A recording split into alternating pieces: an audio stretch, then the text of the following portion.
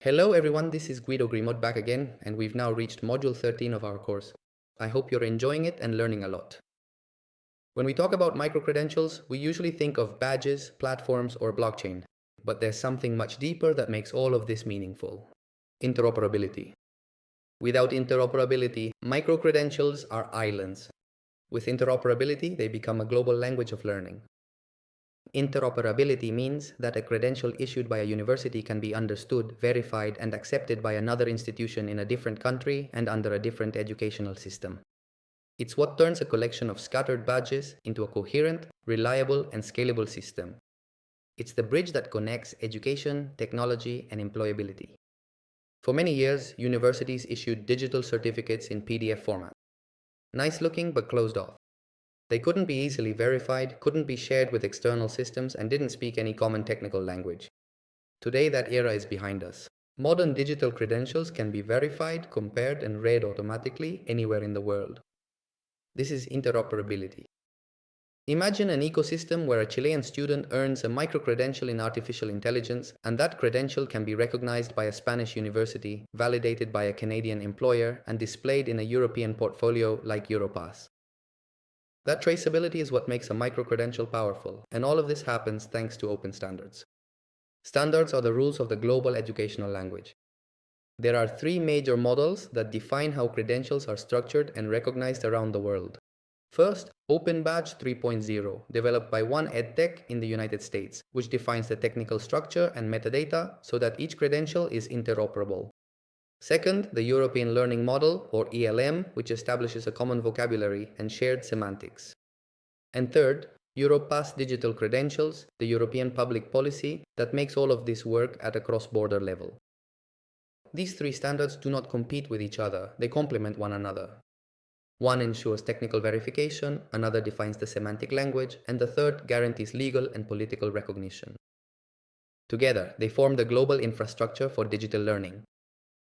The technical foundation of interoperability, thank you. It's the metadata. Metadata is the DNA of the credential. They contain all the information needed to interpret it. What competency it represents, who issued it, when, under what criteria, and with which standard it was built. Thanks to this metadata, a system in Canada can perfectly understand a credential issued in Colombia. Interoperability not only connects systems, it connects academic worlds. It allows learning acquired in different contexts to be integrated into formal pathways. For example, a short course certified by a tech company can be recognized as part of a university program. This way, knowledge truly becomes transferable. This principle also has a political dimension. The European Union, through the European Qualification Framework and Erasmus+, has defined how microcredentials can be incorporated into a formal higher education system. This means that a badge issued in France or Spain can be recognized by a university in Latin America without additional bureaucracy. Interoperability is, at its core, academic mobility. The most advanced examples are found in Ireland, Australia, and the Netherlands. Ireland integrated microcredentials into its national qualifications framework. Australia created a national interoperable system for all its universities. And the Netherlands is developing EduBac, a platform interoperable with the European ELM model. These countries demonstrate that this is not an experiment, but rather a state policy. There are already similar movements in Latin America. Chile and Mexico are leading integration pilots with European standards, and some networks are seeking to create a common framework for the region.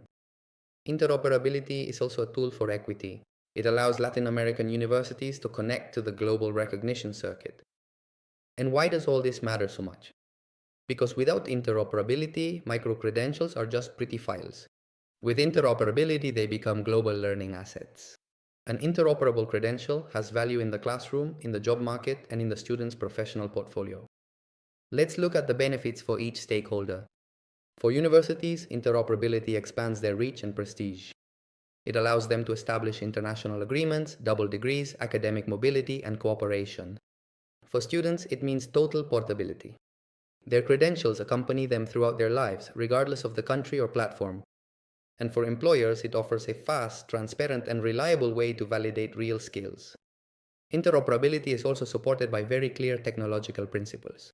Open data, so that metadata can be read by any system. Decentralized identity, so that the student owns their digital identity. and verifiable credentials so that authenticity can be shown without revealing personal data. All of this guarantees privacy and educational sovereignty. But interoperability is not achieved by technology alone. It requires institutional agreements, governance, and clear policies. The European Union invests millions in projects like EPSI, educational blockchain infrastructure. Meanwhile, Latin America is making progress with support from UNESCO, OEI-VID, and regional networks that are seeking their own model. The ultimate goal is to build a global skills passport, a digital portfolio where each person can gather credentials issued by different institutions in different languages and at different times in their life. This global skills passport will be the foundation of the international job market of the future. Job opportunities will not be decided by diplomas, but by verifiable evidence. Even so, there are still challenges to overcome. There is a lack of coordination between national systems, a lack of incentives to share data, and many institutions continue to use closed models without real interoperability. The risk is clear, being left out of the global system that is already taking shape. Best practices are well known. Adopt open standards, such as Open Batch 3.0, publishing catalogs of verifiable credentials and participating in international networks. Each of these actions strengthens institutional reputation and increases the value of the credentials issued. Interoperability is not a technical issue. It is a strategic decision that requires leadership, vision, and institutional commitment. The universities that understand this early become trusted nodes in the global ecosystem. Those that wait will end up adapting to rules that others have already defined. The future of higher education will not belong to isolated institutions, but to fully connected ecosystems. Each interoperable microcredential is a piece of that new system, a bridge for learning, recognition, and opportunity. Interoperability does not belong to a platform, it belongs to the student. And when a credential shifts from being institutional property to personal property, then, and only then, are we truly experiencing an educational revolution. Because what changes is not the format but the power. And that power is now in the hands of the learner. Thank you very much. I hope you enjoyed and learned from this class in this module, and I look forward to seeing you in the next module. See you next time.